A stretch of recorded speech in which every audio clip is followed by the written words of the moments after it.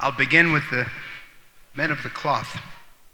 Firstly, the legendary Los Angeles Rabbi Marvin Heyer, Rabbi to the Stars. Pastor John Hagee, a true friend of Israel and the Jewish people, who recently celebrated his 85th birthday on April 12th. Can we have a big round of applause for Pastor Hagee?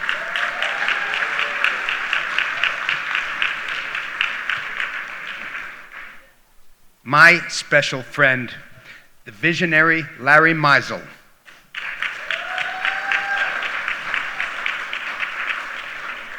On this important site in our holy city, you have built an iconic building that will serve as the epicenter for promoting dialogue, tolerance, and human dignity.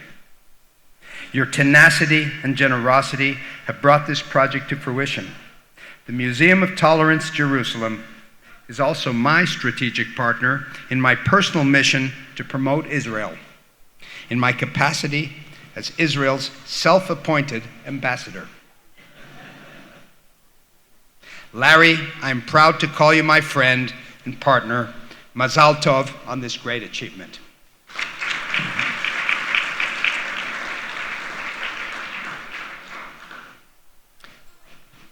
As the recently elected World Jewish Congress president for Israel, I'm also excited to be bringing and hosting the 17th World Jewish Congress plenary opening ceremony to the MOTJ, along with a multitude of other international events and conferences that are planned. Thank you, Jonathan Rees. I value your professionalism and commitment to the MOTJ.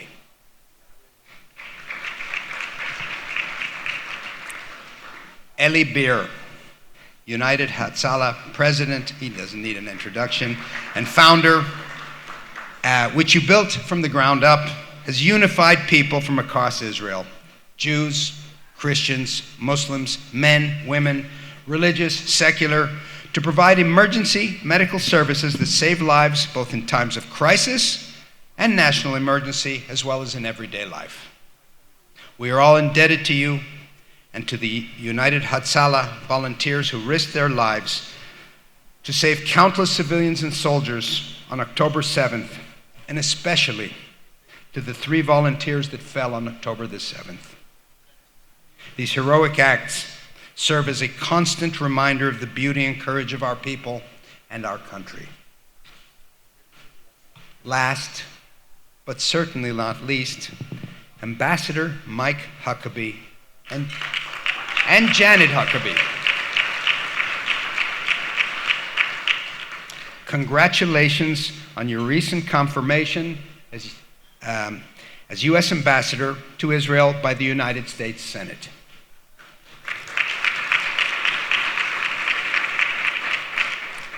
I remind you that we met at President Trump's inauguration in Washington, and your confirmation then seemed a mere formality.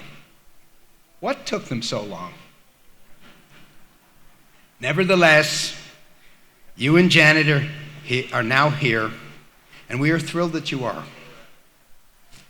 Fortunately, while you're here, your talented daughter, Sarah, who followed in your footsteps as governor of Arkansas, is holding down the home front and is a rising star in the Republican Party.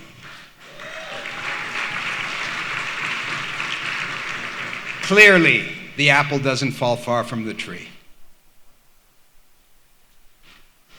So I'm especially proud to have bestowed the honor of introducing you at one of your first public events. The State of Israel, and indeed the Jewish people, have never had better friends in this post than you and Janet.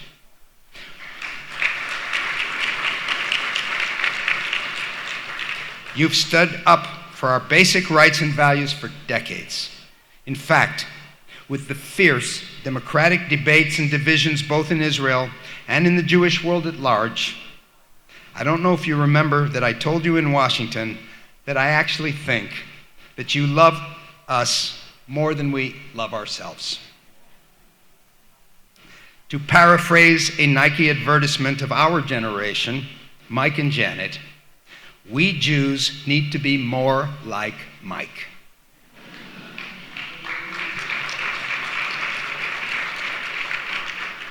We are so grateful that President Trump chose you to represent the United States here in the Holy Land.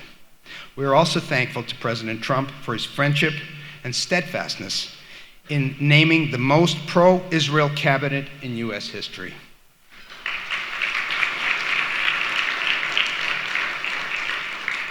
You've arrived here in Israel at a historic time for the state of Israel and the region. President Trump's unconventional, out-of-the-box thinking led to the U.S. honoring its commitment to move your embassy to Jerusalem and recognize the eternal national capital of Israel and the Jewish people.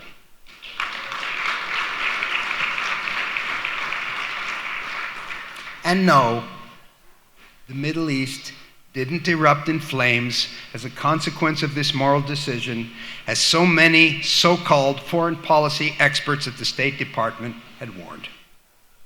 Instead, President Trump's and your predecessor, Ambassador David Friedman's good faith brokerage led to the signing of the remarkable Abraham Accords.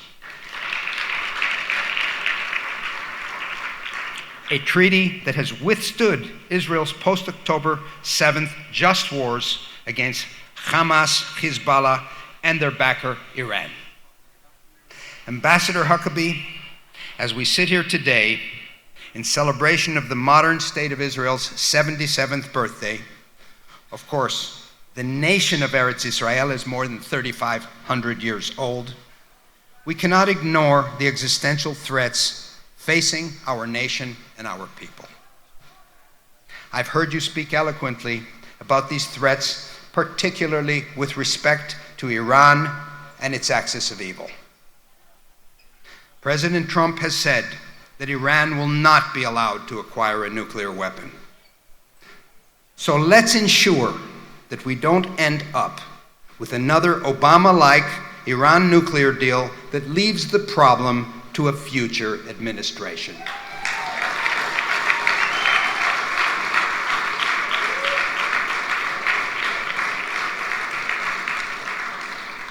Iran has never been weaker, and their determination to delay and obfuscate should fool no one.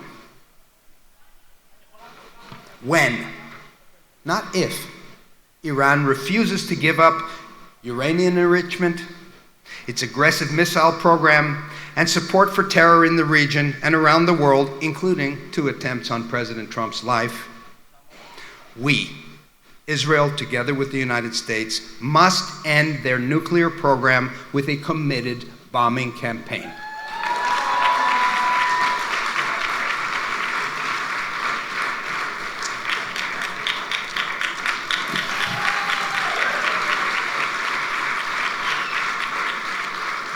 Ambassador, you heard the room. Please tell the boss.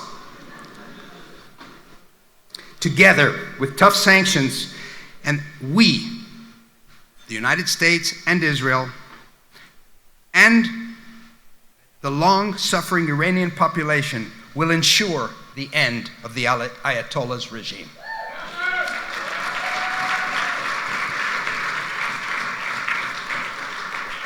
As regular Iranians have no beef with Israel or Jews, dare I say that regime change could lead to Iran joining the Abraham Accords.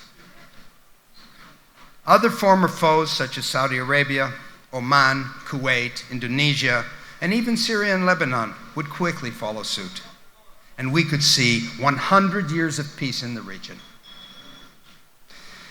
In such instance, the Nobel Committee couldn't ignore President Trump's remarkable peacemaking achievements. The Jewish people are resilient and full of hope. The answer to October 7th and to the evil of Iran and its terror proxies is peace.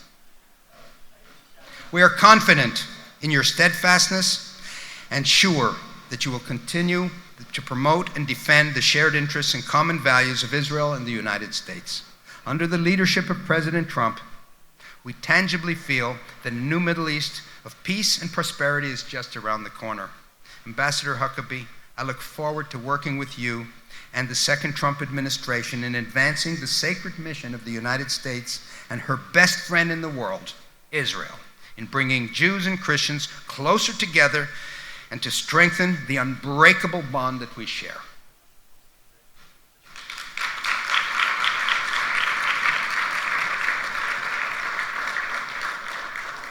Ladies and gentlemen, our dear friends, Dr. Miriam Adelson and Pastor John, will present Ambassador Huckabee with the United Hatzalah Lifetime Achievement Award. I can think of no more worthy recipient nor a more apt presenters than these friends. It is my distinct privilege and honor to invite Ambassador Mike Huckabee, Miriam Adelson, and Pastor John Hagee to the stage.